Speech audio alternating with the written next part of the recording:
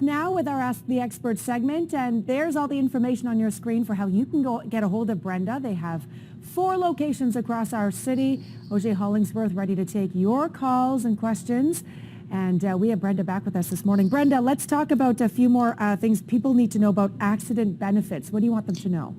Well, we talked about the rehab costs. Another important benefit that everybody has is income replacement benefits. So if you can't work because of your cycling accident, that it's $400 a week. So, but it's tax free, so it's not a huge amount, but it is something, especially if you don't have disability. So that's another reason why you're going to want to apply for that benefit. If you've got if you're a computer programmer and you've got a broken wrist, so you're off work, there is a way for you to at least meet some basic financial needs. So that's another important thing that's available through the no-fault accident benefits. All right, good to know. Brenda, what should we not do when we're in a collision between a cyclist and a vehicle?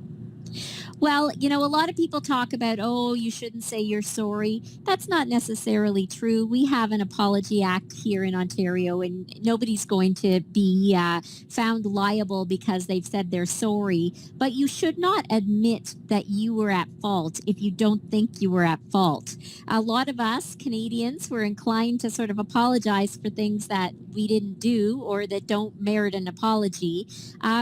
You want to sort of stand your ground, and sometimes we have young people on bicycles and older motorists who might pressure the young person to sort of acquiesce to their version of events. You want to make sure that you stand your ground about what happened.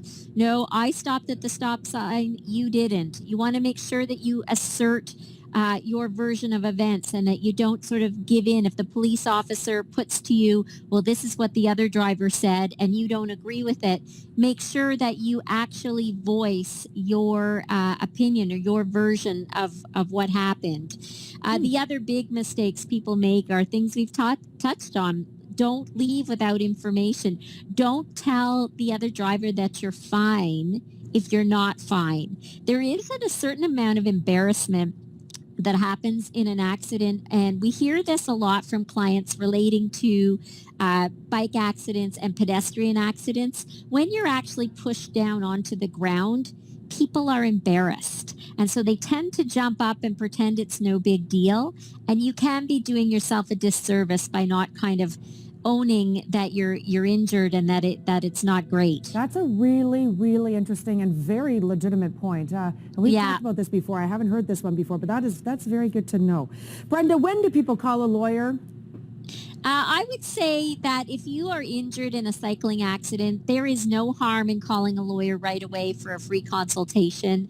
We do 3 or 4 free consultations every single day. We can do them virtually. We've been doing them virtually. They're on the phone or by video since March with no problem. We can start your case. We can start your claim during COVID. Again, no problem.